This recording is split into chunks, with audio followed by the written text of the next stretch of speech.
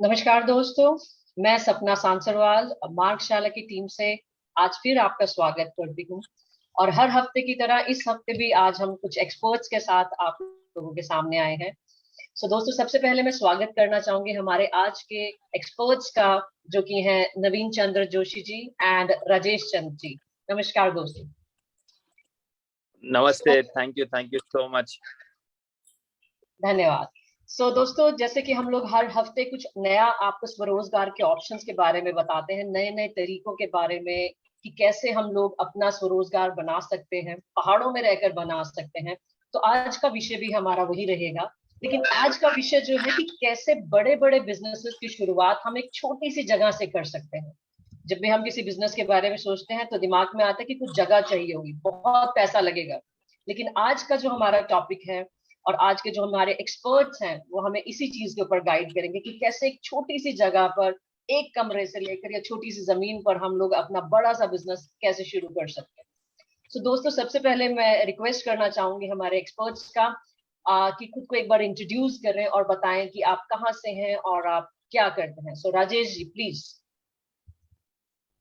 First of all thank you once again मुझे ये opportunity देने के लिए, लाइव आने के लिए और कुछ हमारे साथियों से ये इंफॉर्मेशन शेयर करने के लिए।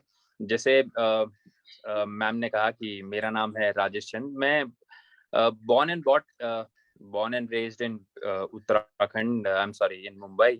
मुंबई में ही पैदा हुआ। वहाँ पे मैंने अपनी स्कूलिंग की, कॉलेज किया, वहाँ पे कॉर्पोरेट जॉब में था। एंड 15 साल का वर्क एक्सपीरियंस होने बाद फाइनली एक ऐसे मूड पे आ गया था कि चलो यार अपने घर चलते, एक बार देखते वहाँ कुछ किया जा सकता है कि नहीं। तो मैं ऐसे ही अपने वेकेशन के लिए आया था 2021 में यहाँ पर।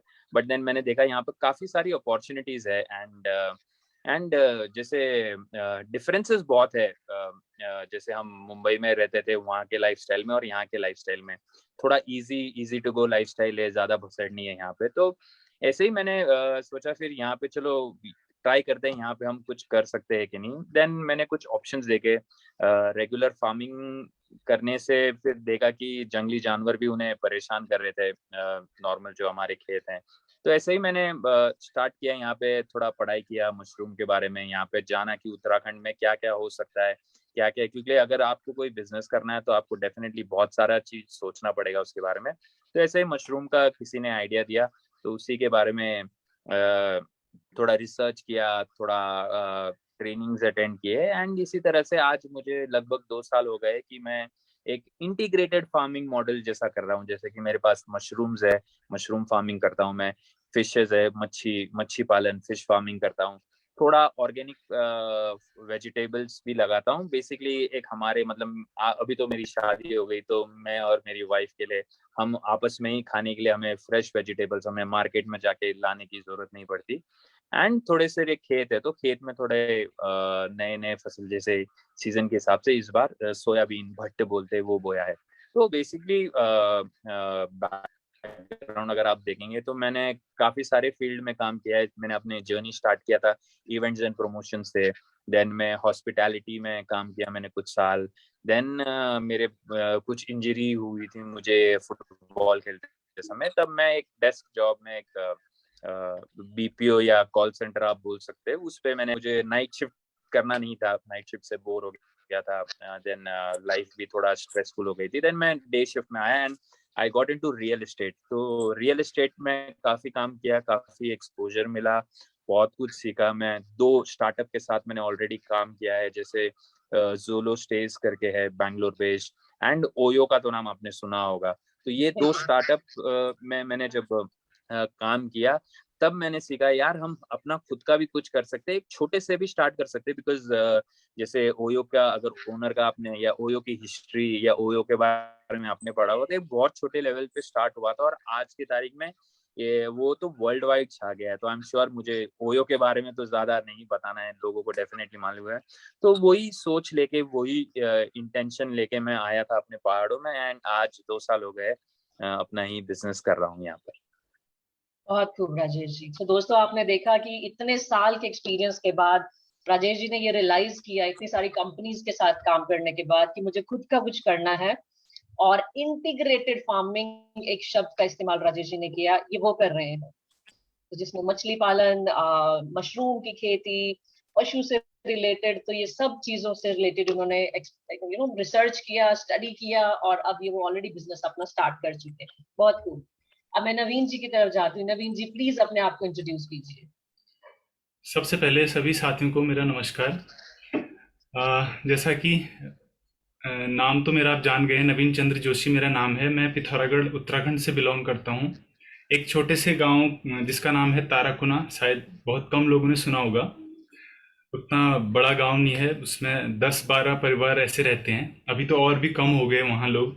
तो वहाँ से मैं 35 किलोमीटर आगे पिथौरागढ़ मार्केट में अभी अपना काम कर रहा हूँ। स्टार्टिंग में अपनी बताना चाहूँगा कि 2009 से मैं घर से बाहर चला गया था। वैसे तो 2006 से चला गया था, लेकिन उस टाइम मैं पिथौरागढ़ में रहा। उसके बाद कॉलेज करने के लिए मैं आया, लेकिन घर की स्थिति ऐसी थी कि मैं कॉलेज नहीं करना चाहता था। मैं मन से बिल्कुल ही नहीं चाहता था कि मैं कॉलेज करूं, क्योंकि घर की कंडीशन थी, पैसा नहीं था ज़्यादा, और पिताजी हमारे खेती का काम करते थे, तो हल्का फुल्का पैसा आ पाता था उससे।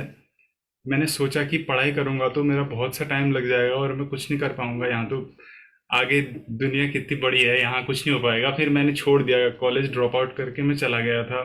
2007 में चला गया था मुंबई। उसके बाद मुंबई में मैंने बहुत सारी जगह काम किया, होटल लाइन पे भी काम किया, कंपनीज पे भी काम किया। और उसके बाद मुझे लगा कि मेरी एजुकेशन रियल में कम है, तो उसके बाद मैं फिर वापस आया पिथौरागढ़। उसके बाद मैंने एजुकेशन का तो नहीं सोचा, लेकिन मैंने सोचा कि कंप्यूटर वगैरह उस टाइम पे अच्छा क्रेज चल रहा था कि कंप्यूटर आना चाहिए, कंप्यूटर से जॉब्स मिल जाती हैं। तो मैंने बेसिक कोर्स किया। वहाँ पे भी क्या रहता था कि बेसिक जहाँ हम जाते थे उतना अच्छा सिखाते नहीं थे। जैसे एक टीचर रहता था, वो 1 महीने बाद वो टीचर गायब हो जाता था, फिर दूसरे टीचर। छोटे मार्केट में यही प्रॉब्लमें रहती हैं कि बिजनेस लोग सही से नहीं कर पाते, उन्हें नॉलेज कम रहती है बिजनेस करने की, कि किस तरीके से हमने इंस्टीट्यूट चलाने चाहिए, किस तरीके से हमने अपना बिजनेस चलाना चाहिए। तो उस वजह से वहाँ हमारा इंस्ट्रक्टर भी नहीं रह पाता था। तो 1-1.5 महीना मैंने बेसिक सीखा, और उसके बाद में फिर चला गया बाहर मुंबई साइड को। फिर मैंने कुछ टाइम मुंबई में जॉब किया, फिर कुछ टाइम दिल्ली में भी जॉब किया। फिर उसके बाद कंप्यूटर की जॉब मेरे को मिली रुद्रपुर में मैंने मिंडा इंडस्ट्रीज लिमिटेड में एचआर डिपार्टमेंट में डेटा एंट्री का वर्क किया, जहाँ मैंने 3 साल काम किया। और वहाँ मुझे काफ़ी कुछ सीखने को मिला, जैसे किस तरीके से हम उठते बैठते हैं कॉरपोरेट में, कंपनीज में कैसे काम होता है, सफाई कैसे रखते हैं, कैसे बिजनेस मैनेजमेंट होता है। क्योंकि एचआर डिपार्टमेंट में था, तो वहाँ से मेरे को लगभग सब डिपार्टमेंट में जाने का मौका मिलता था, और हर जगह का मैंने नॉलेज लिया। उसके बाद फिर मैं आया अपने शहर पिथौरागढ़। फिर मैंने वीडियो एडिटिंग का काम शुरू किया, क्योंकि मेरा इंटरेस्ट म्यूजिक में ज़्यादा था। बचपन से ही मैं म्यूजिक बहुत सुनता था।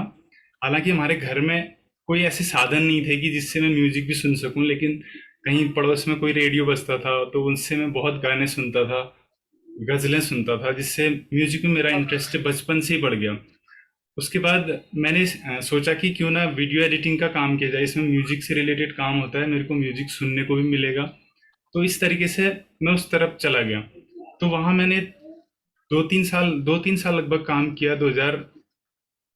2013 तक मैंने काम किया। उसके बाद किसी ने, मेरे फ्रेंड ने कहा कि यहाँ सरकारी नौकरी है देहरादून में, तो मैं छोड़ के फिर चला गया। फिर 6 महीने वहाँ भटका। उसके बाद मैंने कहा कि कहीं कुछ नहीं है, अपना काम अपने पैशन से अगर हम करेंगे तो हम कुछ भी कर सकते हैं। तो मैं फिर वापस आया, और फिर मैंने सोच लिया कि अब मैं कहीं बाहर नौकरी के लिए नहीं जाऊँगा। फिर 2014 से मैंने लगातार फिर वीडियो एडिटिंग का ही काम किया। उसके बाद मैंने सोचा नहीं था कि मैं कभी अपना खुद का वीडियो एडिटिंग का स्टार्ट करूँगा। मैंने सोचा था कि मैं यहीं रहूँगा, जिनके साथ मैं सीखता था उन्हीं के साथ काम करूँगा लाइफ टाइम। मतलब मेरे को स्ट्रेस नहीं होगी, मतलब कंफर्ट जोन, मतलब एक तरीके से कह सकते हैं। तो मैं वहाँ काम करने लगा। फिर उसके बाद 2019 में मेरे को एक एनजीओ का ऑफर आया कि हम आपको 10,000 रुपये पे करेंगे और आपको अकाउंटेंट का काम करना है। तो मैं उस परियोजना से जुड़ गया। उसके बाद मैंने सोचा कि अब मैं अपना काम शुरू कर सकता हूँ, क्योंकि पहले मैं सोचता था कि अगर मैं अपना सिस्टम लूँगा तो पता नहीं क्या होगा, मेरे पास कस्टमर्स नहीं आएंगे, एक तो पैसा नहीं था, पैसा लगाने के लिए पैसा नहीं था। लोन लेके मैंने सिस्टम लिया। उसको मैं पहले सोचता था अगर मैं लोन लूंगा तो फिर मेरे को बहुत सारी प्रॉब्लम्स होंगी, कैसे मैं किस्त दे पाऊंगा, तो मेरे को प्रॉब्लम आ सकती है। उसके बाद जब जैसे ही मेरे को एनजीओ में जॉब मिली तो वहां से फिर मैंने अपना सिस्टम लिया लोन पे। फिर मुझे पता था कि 10,000 तो एटलीस्ट मेरे पास आ रहे हैं। उसके बाद धीरे धीरे मैं काम करने लगा, फिर मेरे पास काम आने लगा। मेरे पास स्टार्ट में 2-3 लोगों का काम आता था, लेकिन वो मेरे लिए काफ़ी हो जाता था। एनजीओ की जॉब से अच्छा पेमेंट उसमें बना लेता था मैं। तो मैंने सोचा क्यों ना इसी को कंटिन्यू किया जाए। फिर जी मेरे को जी, कॉन्फिडेंस आ गया था कि अब मैं अपना काम कर सकता हूँ। कर सकता हूँ। बहुत बहुत। हाँ, 3 कस्टमर हैं तो मैं बढ़ा सकता हूँ। अब जैसे मैं मार्केट में जाऊंगा तो फिर मेरे और कस्टमर्स बढ़ेंगे। जो मेरे पुराने कनेक्शंस थे अ, उनको मैंने कॉल नहीं किया, लेकिन फिर वो धीरे धीरे उनको पता चला तो वो जुड़ गए। क्योंकि बहुत स्टार्टिंग में हमें बिजनेस की स्ट्रेटेजी पता नहीं होती, किस तरीके से हमने कनेक्शंस के साथ काम करना है, किस तरीके से नेटवर्किंग बनानी है। हम्म, और फिर ये भी था कि नेटवर्किंग से पहले से ही मैं एक टाइप से इरिटेट हो गया था, क्योंकि बहुत से मैंने ऐसे नेटवर्क मार्केटिंग कंपनियों के साथ काम किया जिससे मेरे को निराशा ही मिली। तो उस वजह से मैंने सोचा कि नेटवर्किंग कुछ नहीं है, नेटवर्किंग से मतलब नफरत टाइप से हो गई थी।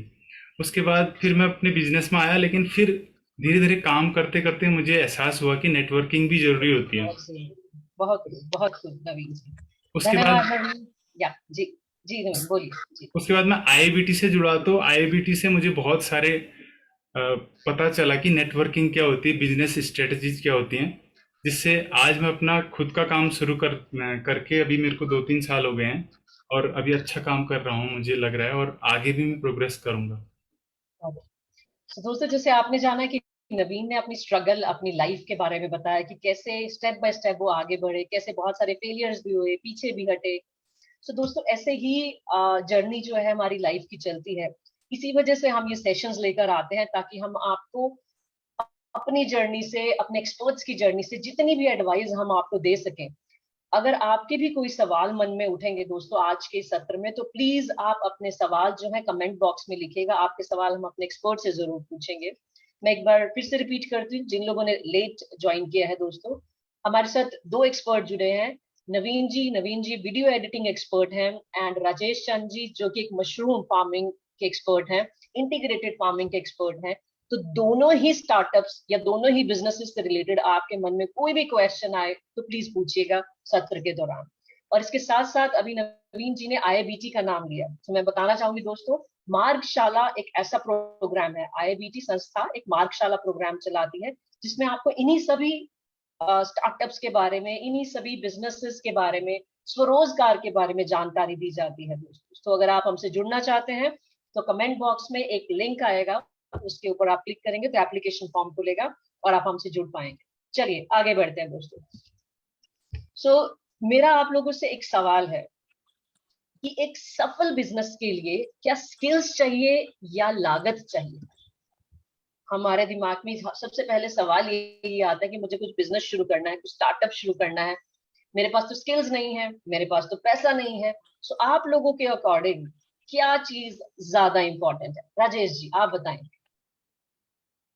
जी, देखिए, एक बिजनेस स्टार्ट करने के लिए या कोई भी काम चालू करने से पहले डेफिनेटली आपको सबसे पहले तो सब कुछ एनालाइज करना है, बट सबसे इम्पोर्टेंट चीज क्या है? स्किल। स्किल आपको डेवलप करनी है। मैं अगर मेरा ही एग्जांपल ले लूं, तो मैं एक कॉर्पोरेट जॉब करता था, सूट पहन के मैं ऑफिस में बैठा करता था, ठीक है। बट जब यहाँ आया, यहाँ पे मेरे को मशरूम के बारे में कुछ नहीं पता, फार्मिंग के बारे में कुछ नहीं पता था, मच्छी पालन के बारे में कुछ नहीं पता था। बट मैं जब आजू बाजू में मतलब मेरे ताऊ जी, हमारे गांव वाले जब खेतों में काम करते थे, वो देख के कुछ सीखा, खुद गया उनके साथ, मदद की, वो किया। देन मैं जुड़ने लग गया। मशरूम, मतलब अगर मैंने सोचा यार मशरूम अगर एक कमरे में कर सकता हूँ, मैं एक छोटे से कमरे में से शुरुआत कर सकता हूँ, तो मैं बाहर जाके मैं ऐसे एक्सपर्ट्स लोग से मिलने लग गया जो मशरूम की खेती करते हैं, ठीक है। एंड देन मैं ऐसे गवर्नमेंट ऑफिशियल्स में गया, जहाँ पे क्योंकि आजकल उत्तराखंड सरकार भी काफी मोटिवेट कर रही है, स्वरोजगार के लिए पुश कर रही है कि हाँ नहीं, आप खुद का बिजनेस थोड़ा तो छोटा तो करो, जॉब तो मिल ही जाएगा आपको, बट थोड़ा बिजनेस भी स्टार्ट कीजिए। तब देन फिर मैं अपना स्किल डेवलप करने, मशरूम तो ऐसा नहीं कि यार मैंने आया, मैंने लगाया, हो गया, ऐसा ऐसा चमत्कार नहीं होता। ये सिर्फ आप फिल्मों में देख सकते हैं।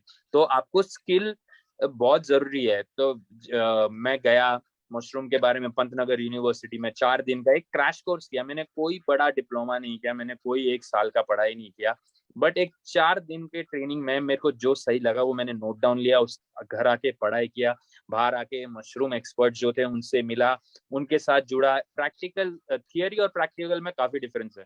तो मैंने खुद जाकर उनको हेल्प किया मशरूम लगाने में।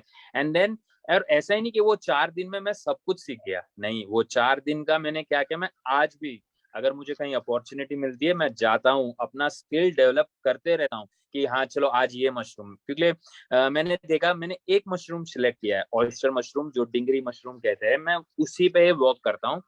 आज मुझे 2 साल होने आए ऑयस्टर मशरूम लगाते हुए। अब मैं एक नया मशरूम के पीछे लगाऊं जो मेडिसिनल पर्पस है। तो डेफिनेटली आपको स्किल की बहुत जरूरत है। बेसिकली आपके अंदर वो जज्बा होना चाहिए कि हाँ मैं कुछ कर सकता हूँ अपने लिए, किसी और के लिए। हम हमेशा सोचते हैं यार मैं इसको ये करके दिखाऊंगा, मैं उसको वो करके दिखाऊंगा, ऐसा नहीं, हमें खुद के लिए करना है पहले। तो और खुद का स्किल डेवलप करना है। जब हम खुद करेंगे तब हम दूसरे को जाके बोल सकते हैं। अगर मैं जैसे मशरूम नहीं लगाता, मैं लोगों को जाके कैसे बोले यार मशरूम लगा, तू ऐसा कर वैसा कर। वो भी तो मुझे पूछेगा तूने क्या किया है मशरूम के रिलेटेड में, तेरा क्या एक्सपीरियंस है, तेरा कितनी लागत लगी, क्या नहीं।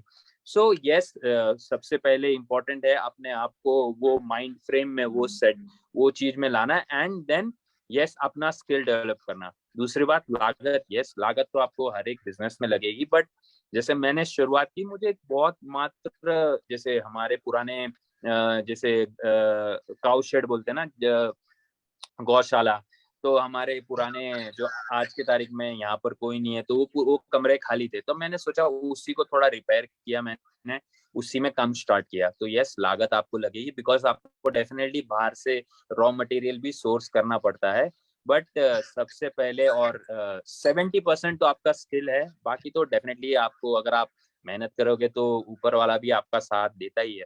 तो आपको यहाँ वहां से कहीं ना कहीं, बिकॉज आपके फैमिली है, आपके फ्रेंड्स है, आपके रिश्तेदार है जो आपको डेफिनेटली हेल्प करेंगे।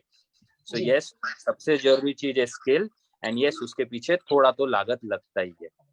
बहुत खूब। सो दोस्तों, ये था मशरूम फार्मिंग के बारे में राजेश जी की राय। अब मैं नवीन जी से पूछना चाहूंगी। नवीन जी, आप वीडियो एडिटिंग के बिजनेस में हैं, इसमें स्किल्स और लागत के बारे में आपका क्या कहना है? मैं कहना चाहूँगा कि स्किल लागत तो लगती है, जैसा राजेश जी ने भी बताया, लेकिन अपना पैशन और अपना माइंडसेट बहुत ज़रूरी है स्टार्ट में। हम पहले ये सोच लेते हैं कि हमारे पास स्किल नहीं है और हमारे पास पैसा नहीं है तो हम कुछ नहीं कर पाएंगे। मेरे पास भी स्किल नहीं था। मैंने 2009 से कई जगह नौकरियां की, उतनी जगह का स्किल मेरा कुछ काम नहीं आया, लेकिन एक एक्सपीरियंस वो भी काम आया। ऐसा भी नहीं है कि बाहर का स्किल मेरे काम नहीं आया। हम जो भी चीज़ करते हैं वो कहीं ना कहीं हमारे काम जरूर आता है। हम सोचते हैं कि ये म्यूजिक हम सुन रहे हैं, क्यों सुन रहे हैं, हमारे काम नहीं आएगा, लेकिन वो कुछ पॉइंट तो काम आता ही आता है हमारे। तो हमारा जब पैशन होता है तो हम स्किल सीखने के लिए फिर कोशिश करते हैं, और हम अगर नेगेटिव सोच के अपना कोशिश ही नहीं करेंगे तो फिर हमारा स्किल भी डेवलप नहीं होगा।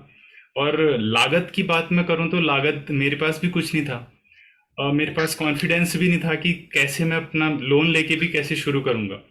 लेकिन जज्बा था, अंदर से जुनून था करने का। सोच लिया था कि सब जगह से भटक के, सब जगह से सब कुछ करके मैं आ गया था। मैंने सोच लिया था कि अब यही करना है, तो पैसे की भी प्रॉब्लम सॉल्व हो गई है। और ऐसा कुछ नहीं है कि स्किल लागत नहीं लगती, लगती है, लेकिन ये समय के साथ धीरे धीरे डेवलप होती रहती है। जी जी, बहुत खूब नवीन जी। नवीन जी, आपसे मेरा अगला सवाल, जैसे वीडियो एडिटिंग का बिजनेस है, तो क्या ये एक छोटे से कमरे से शुरुआत हो सकती है इसकी, या इसके लिए हमें बहुत बड़ा इंफ्रास्ट्रक्चर डेवलप करना पड़ता है? इसके लिए मैं यही कहना चाहूंगा मैडम कि छोटा कमरा मैटर नहीं करता है। हम्म, हमारे यहाँ पहाड़ों में तो बहुत बड़े बड़े कमरे हैं हम जहाँ देख रहे हैं, लेकिन दिल्ली जैसी जगहों में हम देखते हैं छोटे छोटे, एक टॉयलेट बाथरूम के बराबर रूम होते हैं, उनमें लोग बड़े बड़े बिजनेस करते हैं। फिर वीडियो एडिटिंग का क्या है कि हमें सिस्टम अच्छा चाहिए, सिस्टम बना लेंगे तो हम फिर कहीं से भी कर सकते हैं। ये उतना दिखाने वाला काम नहीं है अभी, शो ऑफ वाला। अगर आपके अंदर क्वालिटी है तो आप छोटे कमरे से भी शुरू कर सकते हैं। फिर बाद में अगर आप इंटरनेशनल मार्केट करते हैं, बड़ी मार्केटिंग करते हैं जिसमें ऑनलाइन तरीके से जाते हैं तो उसमें थोड़ा बहुत दिखाना भी पड़ता है, तो धीरे धीरे वो डेवलप होता जाता है, फिर बड़ा कमरा भी हम बाद में अफोर्ड कर सकते हैं। तो दोस्तों ये सवाल मैंने इसीलिए पूछा था क्योंकि हमारे दिमाग में एक सवाल जरूर रहता है जब भी हम स्टार्टअप करने का सोचते हैं कि मुझे बहुत बड़ी जगह चाहिए, बहुत सारा शो ऑफ करना पड़ेगा। तो दोस्तों इन बिजनेसेस में ऐसा कुछ नहीं है। आप जहां रहते हैं आप वहीं रहकर ये इस तरह के बिजनेसेस कर सकते हैं। राजेश जी आप बताएं, मशरूम की खेती के लिए क्या बहुत बड़ी जमीन चाहिए, बहुत ज्यादा बड़ा खेत चाहिए मुझे? देखिए, टू बी ऑनेस्ट, नहीं। यस, नो नो डाउट आपको बड़ी जगह लगेगी, बट उसका टाइम आएगा। देखो, हर जी चीज का एक समय होता है। तो जैसे कि आप स्टार्ट में ही बड़ा कुछ करना सोचोगे तो शायद उसमें आपको बहुत सारा नुकसान हो जाएगा, शायद आप फ्रस्ट्रेट करेंगे। एंड जैसे नवीन जी ने कहा कि यस, पैशन होना बहुत जरूरी है, क्योंकि ऐसा नहीं कि मैंने आज एक बिजनेस स्टार्ट किया, 3 महीने बाद नहीं यार बोर हो गया, नहीं हो रहा है मुझसे, मैं छोड़ दिया। फिर मैंने दूसरा बिजनेस चालू किया, फिर मैंने 6 महीने में वो भी बंद किया। नहीं, तो पहले आपको डेफिनेटली माइंडसेट, जैसे उन्होंने कहा कि आपके माइंडसेट बहुत जरूरी है। देन कि आपको क्या करना है, आपको पहले तो अपना खुद खुद को पूछना है कि मैं क्या क्या कर सकता हूँ। आपको लिखना है कि 10 चीज, हाँ मैं ये 10 चीज कर सकता हूँ, ये 10 में से मैं 5 चीज बहुत अच्छी तरीके से कर सकता हूँ, और ये 3, उसमें से आपको 3 या 2 चीज निकालना है जो यस मैं अभी कर सकता हूँ। और रही जी बात छोटे से जगह से, यस अगर आप देखेंगे हमारे जो काउ शेड थे या ये गौशाला थे वो ज्यादा बड़े नहीं थे। मेरा जो है वो 8x8 का एक कमरा है और एक 10x8 का कमरा है। तो मैंने 8 के कमरे से ये शुरुआत की, ठीक है। जी एंड मशरूम में एडवांटेज कैसा है कि जैसे कि आपका 8x8 का, बाकी नॉर्मल अगर ओपन खेती में देखेंगे तो अगर आपके पास 8x8 का जगह है तो आप एक ही लेवल में करोगे, उतने लेवल में। मशरूम कैसे इंडोर फार्मिंग होती है, तो क्या किया मैंने, लेयर्स बनाए। एक मेरा ग्राउंड में एक लेयर हो गया, उसके ऊपर ऐसे 3 लेयर हुआ, तो मेरा जगह इंटू 3 टाइम्स मल्टीप्लाई किया मैंने, जी कि कम जगह से मैंने ज्यादा आउटपुट लाया, ज्यादा प्रोडक्शन किया। एंड सेम गोज विथ आपका मत्स्य पालन या मच्छी पालन से, उससे क्या किया कि एक छोटा सा है मेरा मेरा टैंक पे आप देखेंगे तो 15x15 का है। यस डेफिनेटली जो नया टैंक बन रहा है वो बड़ा है, बट शुरुआत छोटे से हुई है। जैसे कि उसमें भी मैंने एक्सपेरिमेंट किया। देखो, स्टार्ट में आपको एक्सपेरिमेंट करना जरूरी, कि डेफिनेटली आप जो बिजनेस में घुस रहे हो उसमें क्या पॉसिबिलिटीज है, आपको थोड़ा बिजनेस को समय देना पड़ेगा। जी एंड यस, छोटे जगह से भी आप बहुत कुछ कर सकते हैं। क्योंकि जैसे अगर ऑर्गेनिक फार्मिंग का भी कहा तो मेरे घर के बाजू में ही, घर के बाहर एक छोटा किचन गार्डन टाइप छोटी सी जगह है, उसमें चालू किया, थोड़ा साग सब्जी लगाया। एंड यस, छोटे से कमरे से ही आप शुरू करो। मैं तो यही सजेस्ट करूंगा अच्छा कि छोटी जगह से शुरुआत करो। आपको पता चलेगा कि यार आपका मन है ये करने में, आपको इंटरेस्ट है, और आपको ये भी डिसाइड कर पाओगे कि हाँ मैं ये जिंदगी भर ये कर सकता हूँ और मैं बोर नहीं होगा। तो प्लीज बहुत यस, छोटे से जगह से आप स्टार्ट कीजिए, एंड देन धीरे धीरे एज टाइम गोज आपका डेफिनेटली आप बिजनेस एक्सपांड कर सकते हैं। बहुत। सो दोस्तों एक बार मैं फिर से कहना चाहूंगी, अगर आप मार्गशाला के साथ हम लोगों के साथ जुड़ना चाहते हैं तो कमेंट बॉक्स में एप्लीकेशन फॉर्म है, उस पर क्लिक करें और आप हमसे जुड़ सकते हैं। सो दोस्तों समय दौड़ा जा रहा है और जानकारी बहुत सारी एकत्रित करनी है। सो आखिरी के कुछ मिनटों में मैं अपने एक्सपर्ट से ये जानना चाहूंगी कि जिन जिन बिजनेसेस में आप हैं, नवीन जी आप वीडियो एडिटिंग में हैं, राजेश जी आप मशरूम फार्मिंग में हैं, क्या इसके लिए कोई हमें स्पेशल क्वालिफिकेशन की जरूरत पड़ती है? अगर मुझे कोई कोर्स करना है तो मैं कहाँ से करूँ, कहाँ से मैं जानकारी एकत्रित करूँ? उनके बारे में आप एक बार जल्दी से हमें बताएं। जी नवीन जी आप बताएं। जी, मैं अपने बारे में, जैसे मैंने जो स्टार्ट किया था, सबसे पहले तो मैं अपना लाइव एग्जांपल देना चाहूँगा कि मैंने एक यहीं पिथौरागढ़ में एक टीचर के हैं जो एडिटिंग का वर्क करते हैं, उनके साथ रह के उनके साथ काम किया है। तो जी इस तरीके से मैंने सीखी है। लेकिन आजकल के टाइम में ऑनलाइन इतने सारे कोर्सेज हैं कि उनके साथ मैंने सिर्फ वेडिंग का काम सीखा था। अभी मैंने यूट्यूब के माध्यम से इतने सारे कोर्सेज कर लिए हैं कि यूट्यूब से मैं 3D एडिटिंग का भी नॉलेज मैंने लिया है, VFX से एडिटिंग कर सकता हूँ मैं, प्रीमियर तो प्रो, बहुत यूट्यूब सारे से सॉफ्टवेयर हैं। फ्री का ही कोर्स किया है नवीन जी आपने? कोई पैसा नहीं लगा होगा, फ्री का आपने जानकारी एकत्रित किया है? हाँ, मैंने फ्री का कोर्स किया है, लेकिन आजकल बहुत सारे ऑनलाइन प्लेटफॉर्म भी हैं जहाँ पर हम कोर्सेज कर उपलब्ध। सकते हैं। जैसे ठीक है। एक प्लेटफॉर्म था, फ्रंट रो करके था, उसमें भी मैं कुछ वीडियो एडिटिंग के कोर्सेज देख रहा था, जो जी पेड कोर्सेज हैं जिनकी पेमेंट ज़्यादा उतनी बड़ी नहीं है। और एक लर्न वर्न करके है जहाँ पर हम फ्री में भी सीख सकते हैं वीडियो एडिटिंग।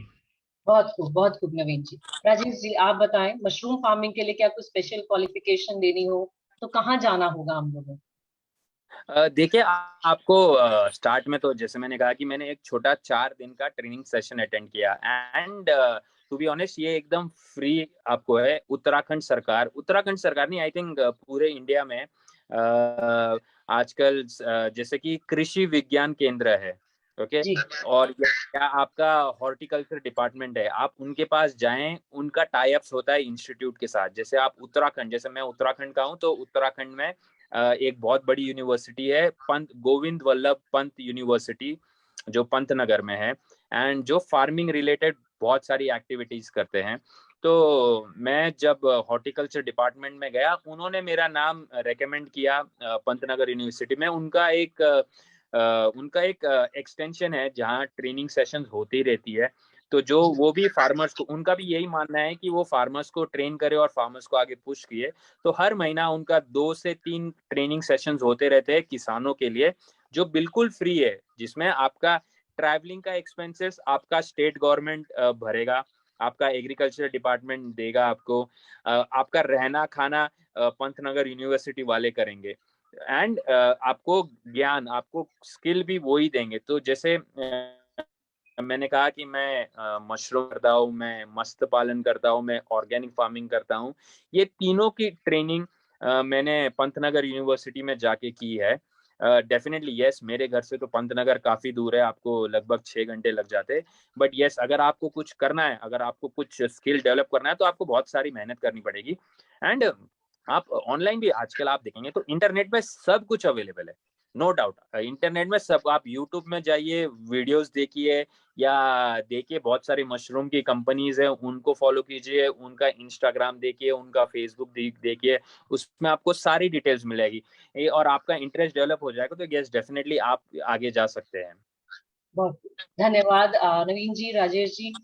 तो दोस्तों, आज आपने जाना है कि कैसे हम जिन चीजों को एक अड़चन समझते हैं वो अड़चन नहीं है, रुकावट नहीं है। आपके मन में सिर्फ जज्बा होना चाहिए कि हमें आगे बढ़ना है, और आपको वो पैशन होना चाहिए। इसीलिए आपको हम एडवाइस कर रहे हैं कि एक छोटे स्तर से शुरू करें, फिर धीरे धीरे आगे बढ़े। जी, सो दोस्तों, आज का सत्र हम यही खत्म करेंगे। मैं धन्यवाद करना चाहूंगी हमारे दोनों एक्सपर्ट्स का हमारे साथ जुड़ने के लिए। और दोस्तों, अगर अभी भी आपको कोई सवाल हो, आप हमारे एक्सपर्ट से जानना चाहते हो, सो प्लीज आप हमें मैसेज कर सकते हैं, हमारे लिंक पर भेज सकते हैं, हम आपको जरूर रिप्लाई करेंगे। धन्यवाद दोस्तों। धन्यवाद। Thank you so much, thank you so much. Thank you so much, thanks a lot.